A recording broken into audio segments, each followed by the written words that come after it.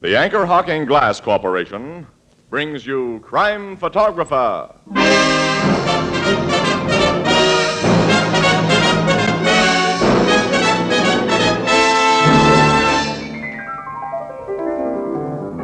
Hello, Miss Williams. Casey? Hi, Ethelbert. Ethelbert, do you know what Casey just wanted to do? What, Miss Williams? Well, they just put in a fresh cement sidewalk next door, and Casey wanted to stop and write his name in it.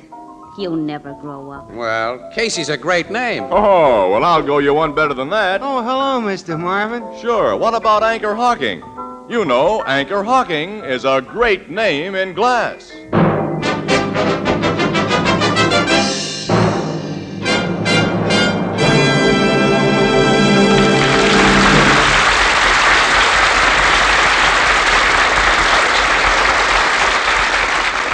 Good evening, ladies and gentlemen. This is Tony Marvin. Every week at this time, the Anchor Hocking Glass Corporation of Lancaster, Ohio, and its more than 10,000 employees bring you another adventure of Casey, crime photographer, ace cameraman who covers the crime news of a great city.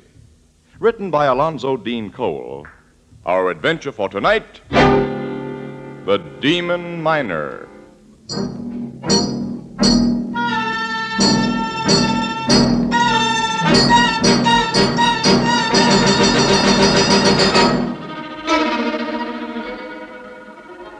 Morning. A desolate little graveyard. In the distance, beyond the gray tombstones, can be seen the stark outlines of a towering coal breaker and row upon row of coal miners' cottages. Shivering in the cold rain, a small group of men stand bareheaded. Won't be long now, Eddie.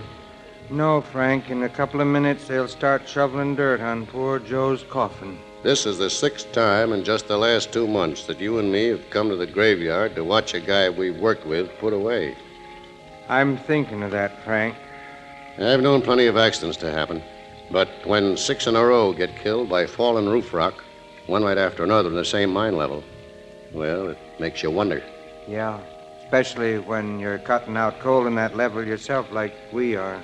Some of the guys say there's a hoodoo on Bristol level, Eddie. Old Gus Hapsel says there's worse than that. I've heard what that guy says, but that old guy's crazy. You think so, huh? Huh? Oh, hello, Gus. I am just stand close by and hear you talk. So you think I be crazy, Frank? Because I say a demon is kill mans in Bristol level at Slakeville Colliery. Any guy who says that is crazy. You do not know what we of whole country know. I was talking to a Welshman the other night, Frank, and he said when he comes from plenty of miners, there's something funny that happens underground. Spirits called knockers and spriggans and demon miners. Oh, nuts. He says this demon miner works with a pick about 10 times the size of ours, a pick that makes a big hollow sound. And when guys hear it, it means someone's gonna die. I have heard that pick in Bristol level. Also, I have seen the demon there. I still say nuts. It was when Nick Tanofsky got killed. I'm working place next to Nick. All at once I hear big thump, thump, thump. And I hear Nick yell. I run quick from my place to see what happened. And in the tunnel, number 5 tunnel, I see demon. He's dressed like miner, but his face is white. White? Yeah. He have big fat cheeks, not like a man's. You tell that hooey to somebody else. All right, you be wise guy. But remember what I tell you. Someday in the mine, you will hear and see the demon miner.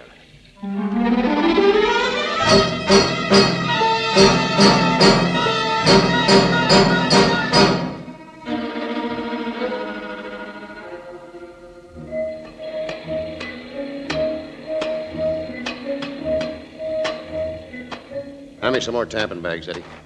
Here, Frank. I've only got one more charge to fix, and then we'll hook up to the firing box. You're putting in a lot of powder. 30 sticks. You know, we've got the old croaker working next to us today. Gus? Gloomy Gus. He's got 63 place. While you were out getting powder a while ago, he came in here to borrow my pick. Said he busted a handle of his. He's as crazy as a bat. He started right in about the evil spirits again. I guess I made him sore at the cemetery the other day. He seems to really believe he saw that demon miner. And he ought to have his eyes examined, or his head. Hello, guys. Huh? Oh, hello, Douglas. Hello. I just thought I'd tip you fellas off that the inside foreman's down here again this morning checking up. The big bosses don't like all the accidents that's been happening. That don't bother me and Eddie. Oh, I forgot, Frank. You're one of the best boss miners we got here. And, of course, you wouldn't let your little helper Eddie get careless. Now, look here, Douglas. You're supposed to be an electrician. All your cables and connections are out in the tunnel, not in here. Suppose you attend to them. Sociable guy, ain't you, Frank? With people I like. Okay. So long, Eddie. So long, Douglas. Someday I'm going to poke that guy right in the nose. I'm no hypocrite. And I'd like you better, Eddie, if you had a little more guts, enough to tell him off. Well, Oh, I shouldn't have said that. I'm sorry, fella. it's okay. I know I'm kind of a soft. You're all right. And we'll have a couple of beers when we knock off. On me. Thanks, Frank. Well, everything is set here. I'll string these fuse wires to the box outside. Pick up those tools and come on. Yeah. The inside foreman spends most of his time in Bristol level these days. The accidents here have got him plenty worried. Mr. Travers is a nice guy. Too bad he wasn't made superintendent. And Travers would have made a good super. I guess he was plenty sore when Bill Jerome got the job. Well, I'm all hooked up, Eddie. Sing out the warning. Okay.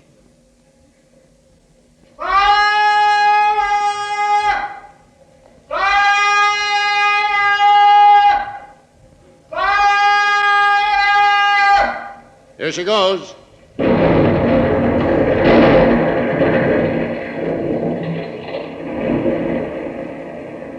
That'll kick up a lot of dust. It'll settle in a minute and we can start loading the cars. Oh, just touch one off, Frank? Hey, Mr. Travers, how are you? I'm fine, thank you.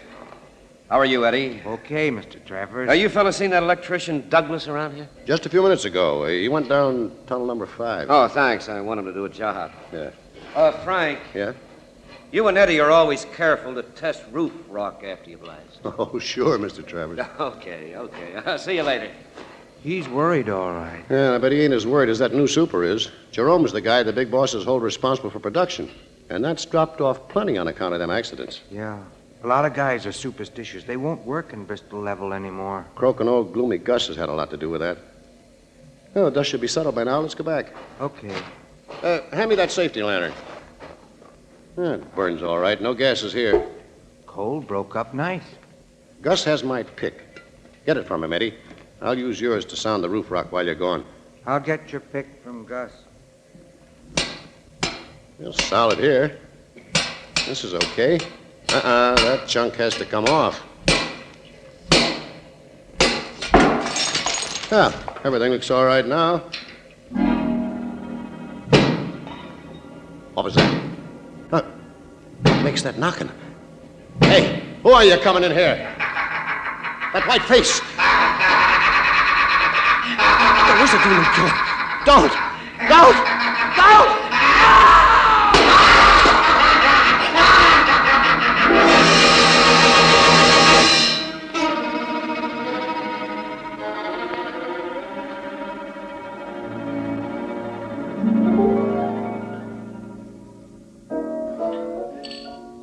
There's been a 7th peculiar death in that Slateville coal mine, huh, Casey? Yeah, happened yesterday, Ethelbert. Miner named Frank Adams was killed. Apparently by a piece of falling roof rock, like the other men before him. Yeah, and a few minutes ago, City Desk gave Annie and me an assignment to go to Slateville and look around. Mm-hmm. We're taking an early train tomorrow. Want to come along, Ethelbert? Who, me? After last week, I've had enough excitement. Oh, you're a softy. Well, you'll write up the story, Miss Williams, and Casey'll take pictures, huh? Oh, no, our assignment's a little bigger than that this time, Ethelbert. Yeah? The superintendent of the mine knows Casey, and while the state police have all the facts, he's asked the paper to have Casey do a little private investigating. You're going to Slateville as detectives, huh? Well, Bill Jerome, the super, knows about a couple of lucky breaks I've had working with the cops. So he's got an idea that Well, I don't know. When I'm in the city here, I know my way around. I've got a lot of smart, friendly cops to back me up when I make a play, but, well, I don't know anything about coal mines. Afraid you won't do so good when you're on your own, huh? I think our boyfriend has a case of cold feet, Ethelbert. Huh? What? Mm-hmm.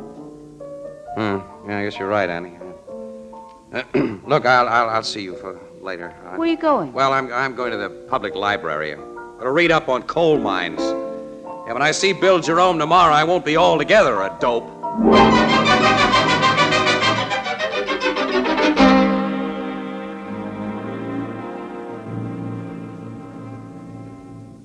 Well, Casey, this latest roof rock accident differed from the previous ones in an important particular. Frank Adams lived long enough to mumble a few words. Yeah? What were they, Bill? White-face demon miner. Demon miner. Say anything else? Nothing that could be distinguished. This Gus Hapsel you mentioned, Yeah. He described the demon miner before as having a white face, didn't he? Yeah, after Nick Tarnowski was killed. Yes, and this thing was dressed in miner's working clothes and had very fat cheeks. Yeah. Well, who was the first to reach this miner, Frank Adams? Gus Hapsel was. He usually worked next to Adams, but he'd gone to borrow a pick.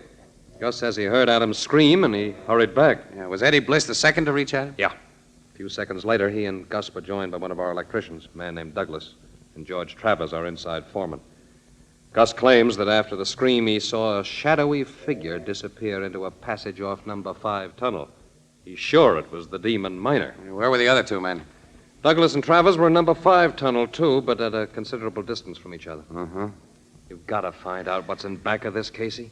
The demon miner theory's ridiculous, of course, but it's ruined morale, cut production in half. Now that Adams' dying words apparently confirm the demon story, now we're in for further trouble. Yeah, well, just one more question, Bill. Huh? Like on previous occasions, was a large piece of roof rock found near the dead man's head? Yeah, a slab of rock that'd take 3 or 4 big men to lift. 3 or 4? Yes, Miss Williams. As in the other cases, Adams' hard hat had been crushed and his skull fractured. What's a hard hat, Mr. Jerome? Well, it's... It's the miner's name for the protective helmet he's required to wear, Annie. Oh. Yeah, I know a little bit about mines and miners. Library. Well, we'll go down to the mine, Bill, to Bristol level. Yeah, I'll arrange for it right away. My inside foreman's waiting in the other office. George, come in, please. Okay, Jerome. Miss Williams, Mr. Casey, this is Mr. Travers. How do you do, Mr. Travers? I don't know you. Nice to know you. I've told you about these friends of mine, George. They want to get acquainted with Bristol level. I'd like you to be their guide. Well, all right. Mr. Travers, what's your opinion of these accidents and the demon miner? Same as mine, Casey. Both are phony. Why don't you let me speak for myself, Jerome? Oh, George. I never went to college like you, but I grew up around mines. My father was a miner in England. He's told me about strange, unexplainable things that happened there, and... Well, I'm not sure that there aren't demon miners. Oh, you're not serious. You can quote me if you like. Miss Williams, Mr. Casey, I'll get you overalls, hard hats, and lamps. Travers is a nice fellow, Casey, but he thought he should have had the job I got. I see. Yes. I want to become better acquainted with Travers. Yeah. Meet Douglas, and Eddie Bliss, and old Gus.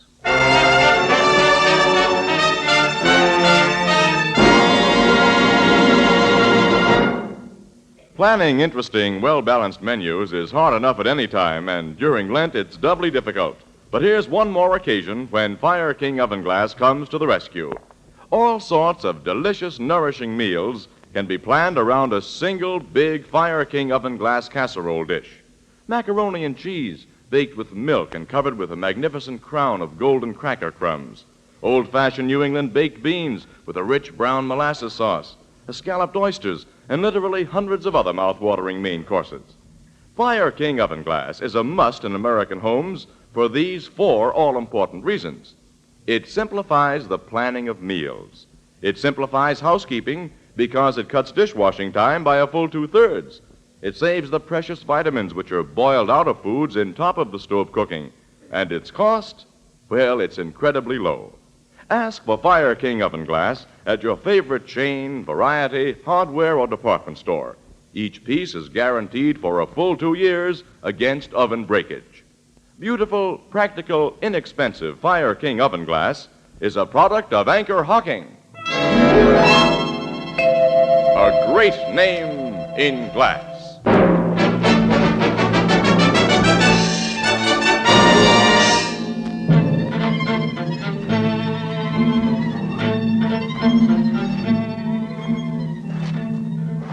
The place where Frank Adams was killed is only a few hundred feet ahead now, Mr. Casey. Ooh.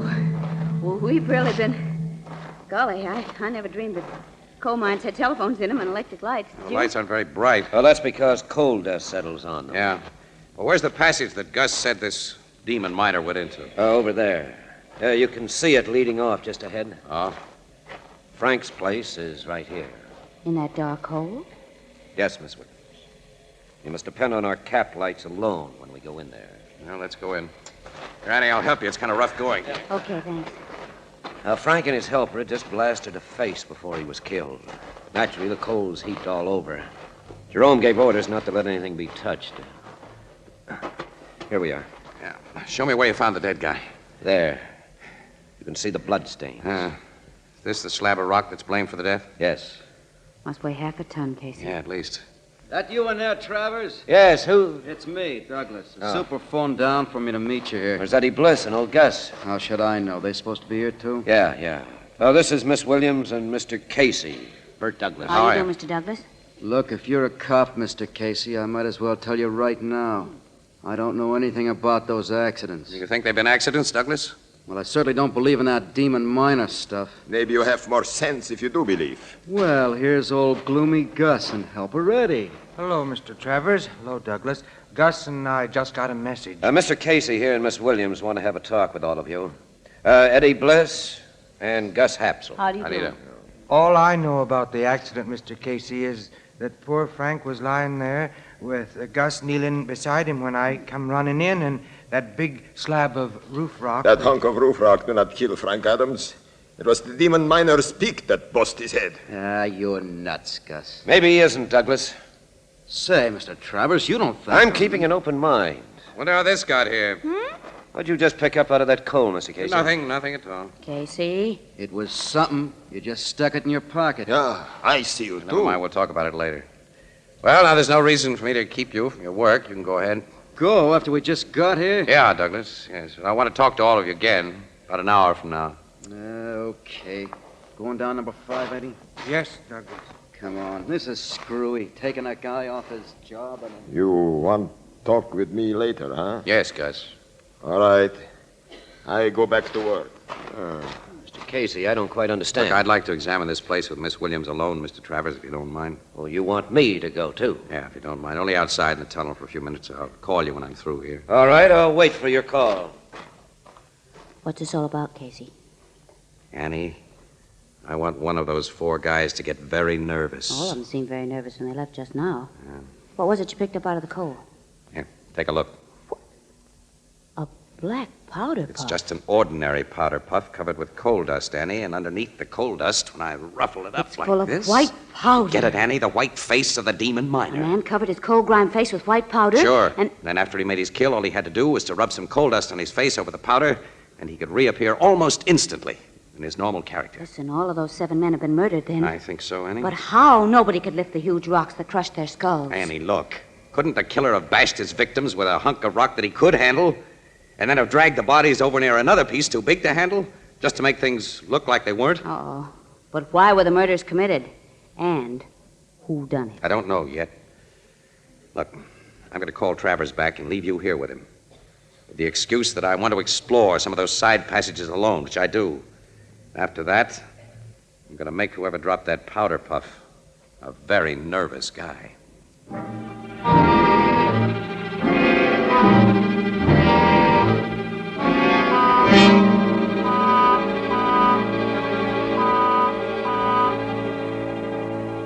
Oh, so you're back, Mr. Casey. Yes, sorry, Travers. I had to keep you and Miss Williams waiting over an Oh, hour. the time but I had passed very quickly, Casey. Huh? Mr. Travers here has been furthering my education about coal mines. That's good. Mr. Travers, I'm going to throw a question at you. If the recent deaths here were really murders, whom would you suspect of committing them? I think the man you should investigate is Douglas. Huh? Why? Well, he's always got a chip on his shoulder. He doesn't like anybody. Nobody likes him. Have you got anything real on Douglas? No. Okay, well, look, would you bring him in here, and old Gus and Eddie Bliss? I'd like to talk to all of you together. All right, I'll be back with him just as soon as possible. Annie, these boys seem to be playing a game, you know that? Each one trying to throw suspicion on the other. Did you learn anything worthwhile from the others? No. The killer knows he lost that powder puff, and he suspects that I found it in this pile of coal. So he's afraid, see? He's going to try to get it back and to bump off the only two people who know about it.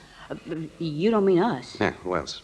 Annie, switch off your cap light. Oh, now, why? Look, I want you to stay here in this corner in total darkness. I'll be at the other end of this little working where I can be seen. Oh. Don't worry. I'll be set for trouble, Annie. Go ahead, turn the light off. Mm-hmm. Okay, but... Now we wait. All right. Hey, you know, Casey, I've been thinking about that powder puff.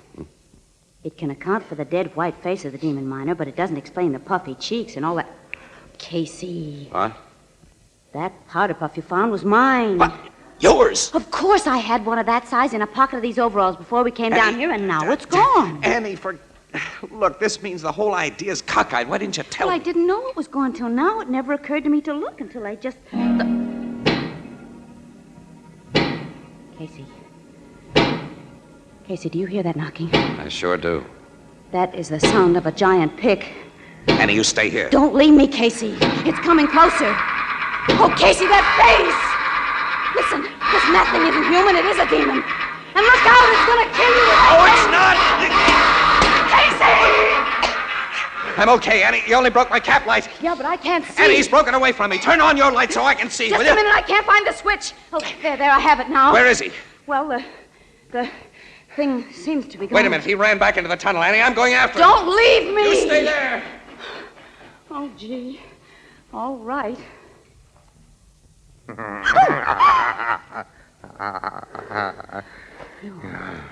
I didn't run into the tunnel. I was behind this pile of coal. Don't you come any closer to me. Keep away. Don't,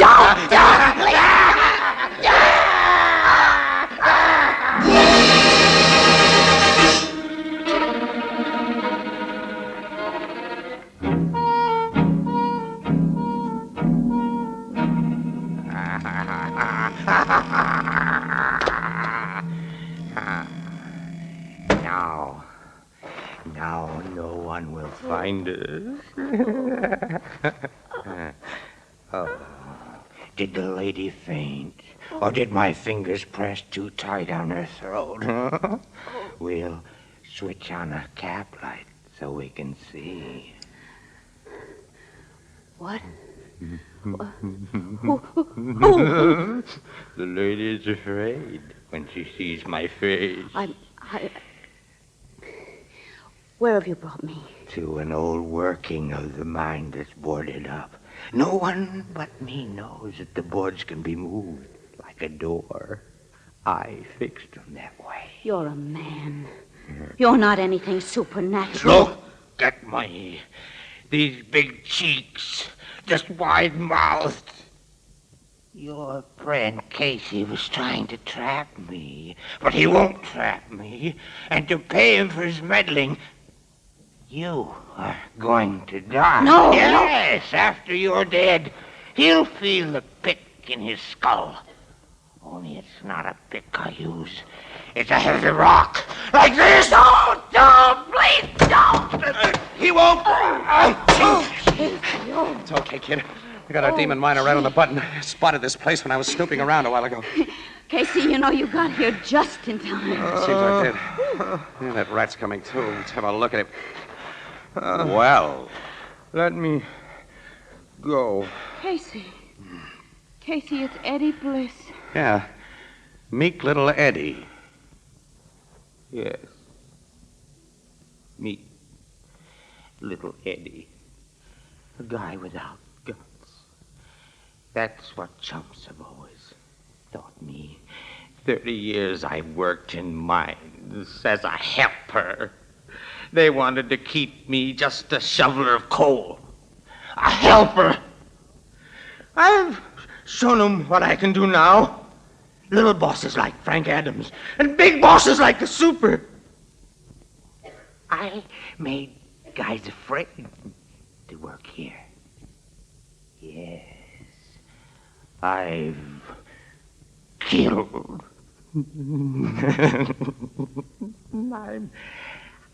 I'm the boss now. I'm the boss now. Casey, they never sent him to the chair. No, it's a squirrel's nest for Eddie. There are still a few things I don't understand about this. Well, I can explain them to you, kid, after I get a camera. I've got to take some pictures of this Demon miner.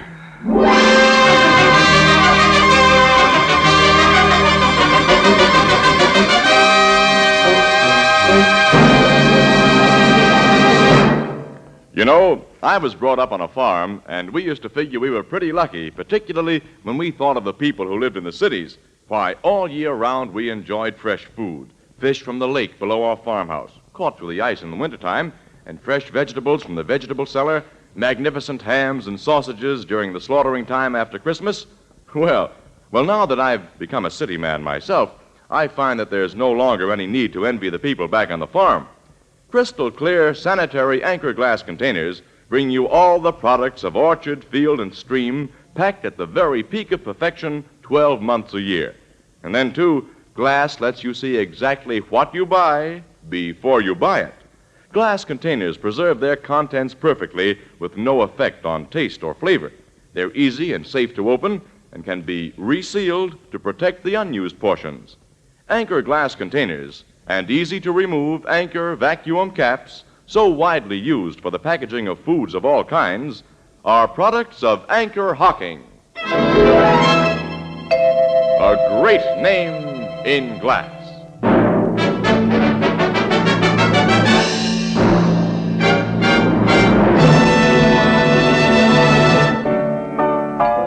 I can see why heavy powder accounts for the guy having a white face in that dirty mine, Casey.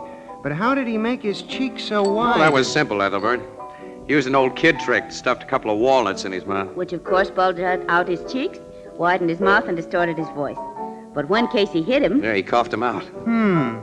There's one more thing. The sound of that giant pick you heard. Well, Eddie made that sound by bumping a rock drill against a wall. Boy, did we have luck in busting that case, Ethelbert. You know, Annie, since it was your powder puff that I found in that coal, I can't understand why Eddie made that risky attempt to kill us. He had no reason to believe that we had any evidence, and we didn't have. Boy, I'm a hot detective, all right. Everything that I did was based on that powder puff, you know? Casey. I have a confession to make. What's that? I found my powder puff in my coat pocket. I didn't even take it in the mine. You didn't? Nope. Ethelbert, what's this stuff I hear about a small-timer called Sherlock Holmes?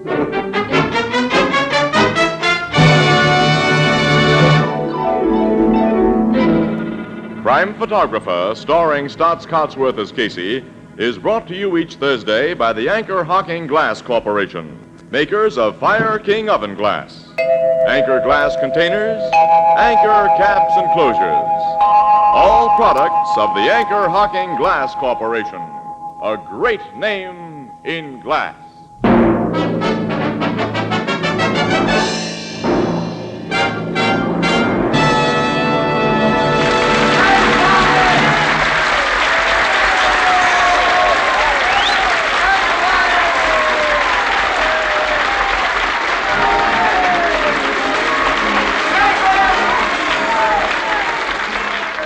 Crime Photographer is directed by John Dietz and features Miss Leslie Woods as Anne and John Gibson as Ethelbert. Eddie was played by Ted Osborne. Thursday night on CBS is the biggest show in town, so stay tuned for exciting dramatizations on Reader's Digest Radio Edition, which follows immediately over most of these stations. The Red Cross carries on for veterans, for military hospitals, and for all communities in time of disaster. You can help by giving generously now. This is Tony Marvin saying goodnight for the Anchor Hocking Glass Corporation of Lancaster, Ohio, the world's largest maker of household glass. This is CBS, the Columbia Broadcasting System.